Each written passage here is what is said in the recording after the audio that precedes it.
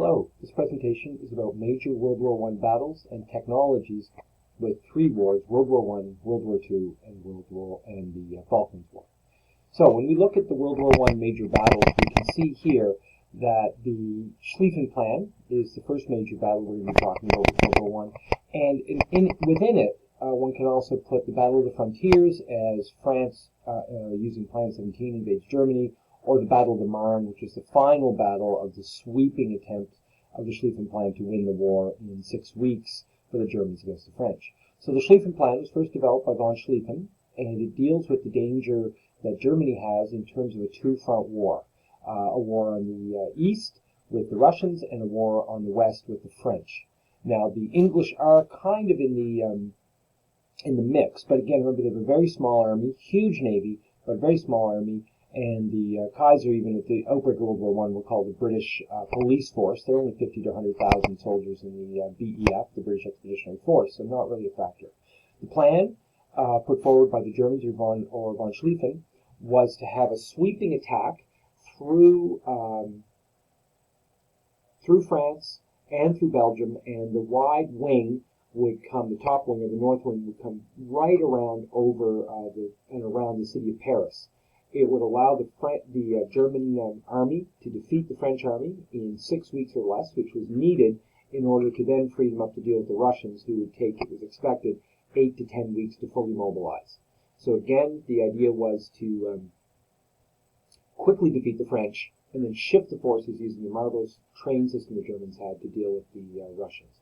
Problem was, I think the plan was unrealistic. The speeds that the soldiers would have to march were unrealistic. In fact, also with the supplies traveling to and from the front line, especially on the northern wing, as it's sweeping forward, just unrealistic in terms of times in a pre-mechanized age. Another factor was that the Belgian forts took more time to demolish than the Germans expected, thus slowing things down. And then finally, the German high command panicked a little bit when the Russians mobilized sooner than expected and began making advances into the east of Germany, or Prussia, where a lot of the nobles in the army had their estates. So they then shifted forces, weakening one of the wings and basically ending the Schlieffen Plan. In terms of the Battle of Frontiers, where the French attack against the Germans, terrible losses, hundreds of thousands on each side. In addition, the Battle of the Marne is the final push of the Schlieffen Plan. The French throw all kinds of resources into it and stop the German advance, which by this time also was pretty exhausted. Now, as we move forward, we hit the Battle of Tannenberg, which sees a decisive German victory, very few losses, huge numbers of losses on the Russian side, especially of prisoners, hundreds of thousands. And that's where Ludendorff and Hindenburg make their mark as the saviors of the German Empire on the Eastern Front. Again, it typifies fighting on the Eastern Front, where you don't have the huge, long, drawn-out battles and the huge, long, drawn-out lines that we find in the stalemate on the Western Front. Remind you, there are big battles like the Brusilov Offensive, but nothing like we see on the Western Front. Now, several years later, the Germans are attempting to break the stalemate that they've gotten into, the failure of the Schlieffen Plan. And in the Battle of Verdun, the plan is to bleed France white. They're going to attack near the city of Verdun against a series of fortifications the French have. It's got a very important sort of sense for the French, where they won an earlier battle here many years ago. And what we need to see is that the Germans are going to try and get the French to throw more and more resources in, so they will lose many, many, many more soldiers, in a sense be bled white. It fails. The battle goes on for months. Both sides lose over 300,000 soldiers, and both sides are bled white. As part of the Allied desire to relieve some of the pressure upon the French, the British, who've been building up this marvelous army of volunteers for 2 years, attack at the Somme. After the largest artillery bombardment ever, with over 1 million shells, but we need to remember many of those shells were duds, so it didn't work, so that creates a problem. The British attack. They thought that the shells would have demolished the German wire, demolished the will of the German soldiers to defend, and so some units even were going to take soccer balls and just kick them across as they went across no man's land. This did not happen. There were 60,000 casualties on the first day and horrific losses. throughout even the rest of the battle, where they only obtained several kilometers over months of fighting.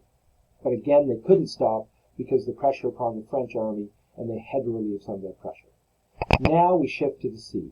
The Battle of the Atlantic has been raging already for years, but let's look at the Battle of Jutland, where the German Navy attempts to catch the British Navy in a trap. The British Navy is much, much stronger. Its battle fleet at Scapa Flow is the most dominant surface fleet on the planet. The Germans have a strong surface fleet, but nothing like the British. And each of those fleets has, in a sense, a sub-fleet, a battle cruiser fleet. For the British, it's stationed further south, and for the Germans, it's in the same area, in Kiel. The plan is to send out the German battle cruisers to lure out the British battle cruisers under Fisher, and to have then the German Grand Fleet come out and crush them. Unfortunately for the Germans, their plan was intercepted in radio signals, so the British also sent their fleet out. So in a sense, you had one battle cruiser fleet going out to lure in another, planning to ambush it with their large fleet, and then the British were going to do the same. After some confused fighting on the first day, and more losses by the British than the Germans, and you can research that if you wish. Now, in this battle, in a sense overseen by Fisher, with the Lord of the Admiral, like the head of the fleets, we have Jellicoe in charge of the British main fleet, and then Beatty with the battle cruisers, versus Scheer with his fleet. He's the one who's come up with this plan, and then there's Hipper with his battle cruisers. And the big outcome from this battle is that even though the British crossed the German T twice, which is remarkable to do in these conditions and this number of ships, they don't have a decisive victory. They don't sink more German ships. They don't cripple the German Navy. However, the German Navy retreats and never challenges the UK again, thus giving the UK dominance of the seas, a continued dominance of the seas, which they'll have for the whole war. And it also means they can keep their blockade of Germany ongoing, both of material resources and food, which is going to become decisive by 1918. Now, this takes us to the Battle of the Atlantic, where we see the supply of materials to the UK is being attacked and menaced by the U-boats. Initially, the U-boats moved from selective sinking of ships coming to the UK to just unrestricted U-boat warfare, but that's going to cause the sinking of the liner, the Lusitania. Whether or not it was carrying more supplies is another matter, but there are a large number of U.S. civilians that are killed on it. They are going into a war zone, but then the U.S. threatens to enter the war at that point. It's at that point that the Germans step back from unrestricted U-boat warfare and continue just restricted U-boat warfare, remembering, of course, that by rules of war, U-boats are supposed to ask ships to stop, inspect them for contraband, and then they're allowed to sink them. And they would, in normal circumstances, if they were a regular ship, take their crews, but in this case, they would sink the ship and have the crews go off in a lifeboat. But this becomes more and more difficult as the war continues, so they just shoot them using torpedoes from under the water, or they'll, which are in a sense underwater missiles, or they'll shoot them using their surface guns. But again, this is seen as cowardly and undiplomatic. But again, it's the only thing the German Navy has to compete with the blockade the British are putting upon them.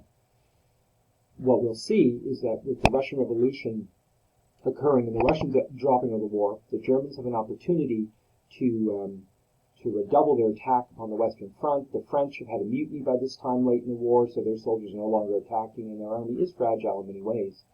And Germany decides to take the gamble of returning to unrestricted warfare, and in that way crippling the English war effort. Maybe driving them out of the war that way, but at least crippling their effort as then they redouble their attack. We'll see later that they bring 54 divisions from Russia, and they're primarily attacking the British to try and drive them out of the war. Now, they know this will probably bring in the Americans, but the Americans have an even worse army than the British do. So I think what happened was the German High Command takes a calculated gamble. If they're going to win the war, knock England out, have an armistice, before the Americans can come to the war. We should also remember that the British have higher losses at the start of the war. They have few escort ships, they can't find submarines, and the individual ships are just getting picked off. By the end of the war, they've introduced a convoy system, which mathematically helps, and it also allows a larger number of ships to be protected by fewer escorts, and this also drives down the losses that they'll have. By the very end of the war, there's more planes involved, and that also helps tip the balance for the surface combatants against the U-boats and makes the U-boat menace much less. Now, as we move further down, we can see that Ludendorff offensive that I talked about that is allowed by the Russians dropping out of the war moving just to the Western Front. The German side has developed infiltration tactics using stormtroopers. We'll see them pop up again with Hitler, but that's more a shadow of what these were. These stormtroopers were elite units of fit young, and often young men who were trained to quickly move through the lines, bypass areas of heavy resistance, not attack them, leave those for artillery and other units to take, and to come in behind and just disrupt the lines and keep the front moving forward. Their tactics were amazingly successful. It results in what I've read in the other presentation about why Germany lost the war, where Haig, the commander of the British forces, issues the backs against the wall letter. The Germans almost cracked the Allied forces, but like in so many offensives, and the fact that it's late in the war, they've just run out of the soldiers. The stormtrooper units practicing infiltration tactics are used up. Not so much the starvation, but the lack of food, low morale in the German army finally kicks in, and they have to stop their offensive. After that, there's the Allied summer offensive, where we see the final months of the war. Remember, 1918, we'll see the biggest losses for the British Army, not in the Somme, where they lose 60,000 casualties in a day, but instead in 1918, one, holding off the Ludendorff offensive, and two, pushing forward to end the war. We do see the use of combined arms. Artillery now is able to work very effectively. There's planes being used. At some points, there's 600 tanks on the front. And finally, we have the U.S. arriving with new soldiers and up to 100,000 troops coming across a month. Thank you.